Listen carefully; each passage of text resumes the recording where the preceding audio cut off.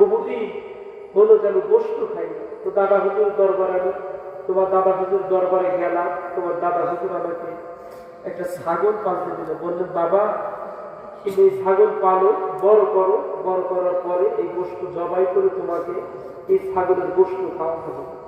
আমার কি অর্ধ চামচ ভাত খাইতেন, অর্ধ চামচ অর্ধাহারে অনাহারে খাইতেন। হুজুর কেমন কঠিন জিয়াজত করেছেন আপনার পীরের দরবারে, কঠিন জিয়াজতের মাধ্যমে এই মূল্যবান জিনিস হাসিল করছে, যার কারণে আমার পীর শুধু একটু জাকেরদের সাথে কথা বলতো, কথা বলার সঙ্গে সঙ্গে জাকেররা হাওয়া করে কান্না শুরু করে। কথা বলুন ঠিক কি না? কান্না শুরু করলেন। এটা কি কেন জানে? আমরা মৌলানা সাহেবরা এত কথা বলি, পৃথিবীতে তো বাংলাদেশে আলেমুলামার অভাব নাই। বলতে পারবে যে তাদের ধারা কয়জন মুসলমান হয়েছে বাংলাদেশে? হয়েছে? বলতে পারবেন না। কিন্তু মাইনুদ্দিন চিজ আজমিরের ভিতরে, মোজাদ্দেদ আল ফিসানির ভিতরে এমন কোন অয়েল ছিল, তাদের জিহ্বা, তাদের লিসানে, তাদের কলবে এমন কোন নূর ছিল, যে নূরের কারণে শুধু একজন দুইজন হাজার হাজার কোটি মানুষ ইসলামের পতাকার চলে আসছে এই আল্লাহর ওলিদের মাধ্যমে। এটা কোন নূর? এই নূরের নাম হলো বেলায়েতের নূর। যেই নূরওয়ালা মানুষ যদি কথা বলে, আমরা কথা বললে আপনাদের সত্য কথা বলি, আমরা যদি কথা বলি আপনাদের কান পর্যন্ত যায়, কিন্তু এই কান পর্যন্ত পৌঁছায়। কিন্তু আল্লাহর ওলিরা যখন কথা বলে এই কান পর্যন্ত পৌঁছায়, যার কারণে ওলিরা যখন কথা বলতে শুরু করে মানুষ চুপ করে থাকে, আর তৎক্ষণাৎ মানুষ কান্নার একটা রূপ পড়ে যায়, ওলি আল্লাহর জন্য পাগল হয়ে যায়। কথা বলুন ঠিক কিনা? বান্ধব করে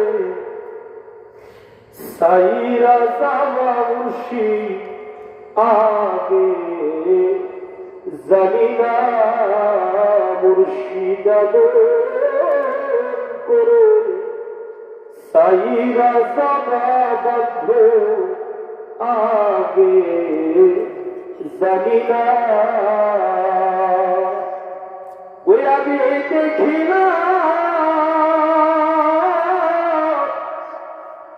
সুন্দর ছবি, আবার ছায়া দেখি না আগে জানি না। দরদিয়া করে সাইরা জামাউশি আগে জানি না। একটি বাসায় দুটি পাখি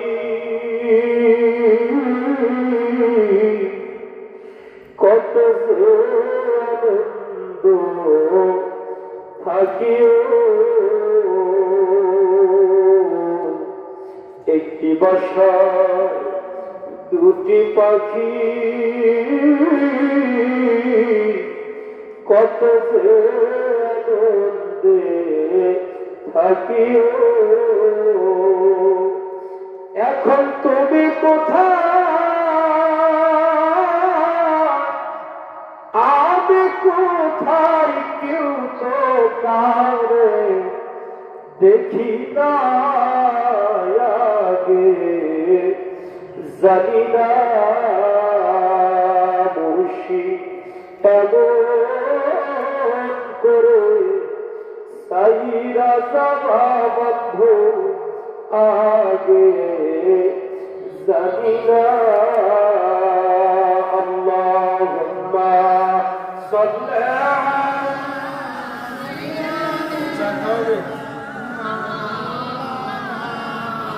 মুহাম্মদ ওয়া আলা আলি সাইয়্যিদিনা।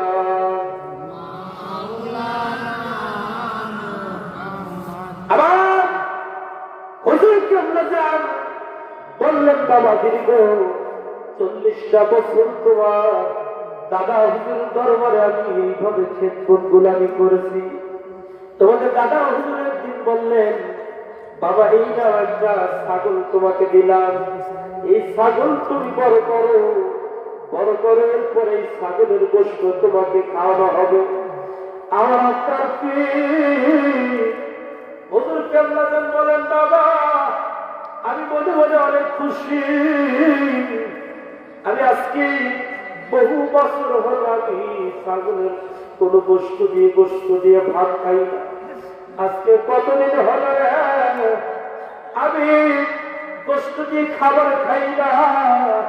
দাদা হুজুর এই বলে তোমাকে একখানা ছাগল দিলে। হুজুর কেবলা ছাগলটাকে খুব যত্ন সহকারে লালন পালন করলেন। হুজুর কেবলা খুব যত্ন সহকারে ছাগলটাকে লালন পালন করতে লাগলেন। এই ছাগলের পর্যায়ে বড় হলেও বড় হওয়ার পর আবার আপনার পীর বললেন, বাবা এই ছাগল একদিন জব করার জন্য তোমার দাদা হুজুর বললেন, বাবা আপনার ছাগল আমাকে দেন, আজকে এই ছাগলকে জব করা হবে।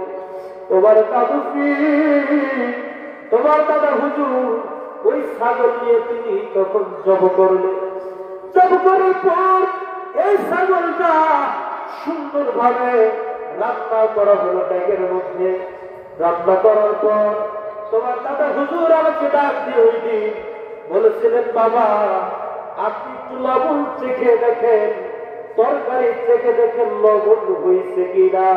হুজুর কেমন যান তখন ওই হাতের মধ্যে ওই তরকারি নিলেন, একটু আর মুখের মধ্যে দিলেন, আর কেমন যান বললেন, বাবা এত সুস্বাদু খাবার আমার জীবনে আমি আর কোনদিন খাই নাই, আমার কাছে এত মধুর মতো লাগতেছিল।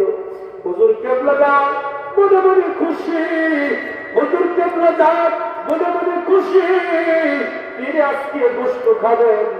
আমার দাদা হুজুর তখন হুজুর কেবলা যানকে বললেন, বাবা তুমি যদি আজকে বেশি পরিমাণে খাও তাহলে তোমার মুরিদ কি খাবে,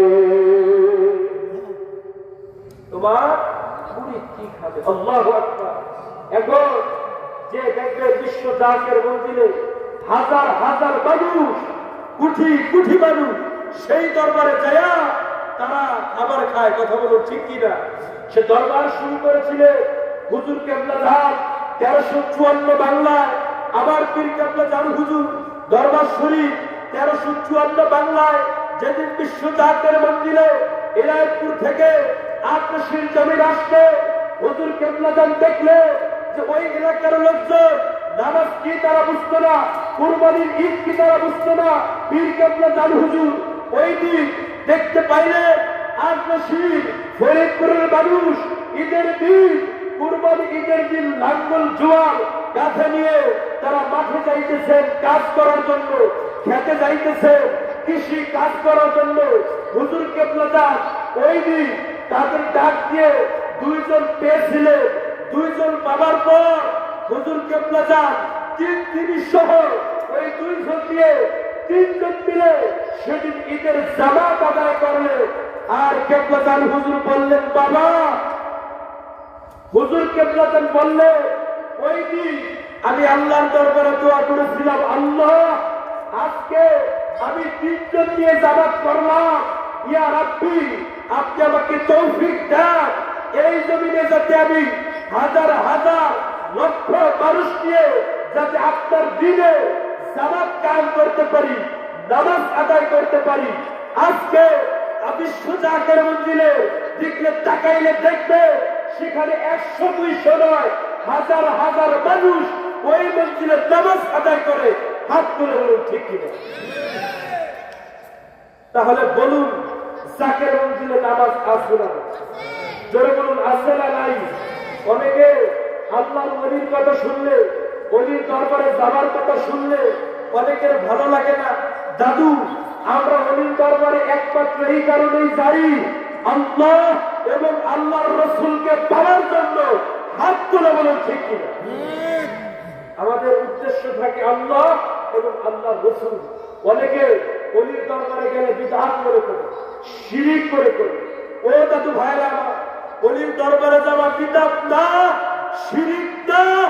এই যুগে মাযহাব যারা প্রতিষ্ঠা করেছে, হানাফি মাযহাবে ইমাম নু'মান ইবনে সাবিত, আবু হানিফা, তিনি বলেন আমিও পীরের দরবারে গেছি। সুবহানাল্লাহ, আসতে হবে না জোরে। এই সামনের জায়গা পূরণ করি, সামনের জায়গা কাছাকাছি। আমার জায়গার মানে দূরে চলে গেছে তো হায়াস পাই না, বুঝতে পারছেন? কাছে কাছে আসেন, ভালো লাগে। দুরূদ শরীফ করুন। আল্লাহুম্মা সাল্লি। ওই এই ভাই একজনের চটটা বিছাই দেন সামনে, সামনে লোকজন বসার ব্যবস্থা করেন। ওই চট যাতে বুঝতে পারছেন। ওয়ালা আলে সাইয়্যিদিনা।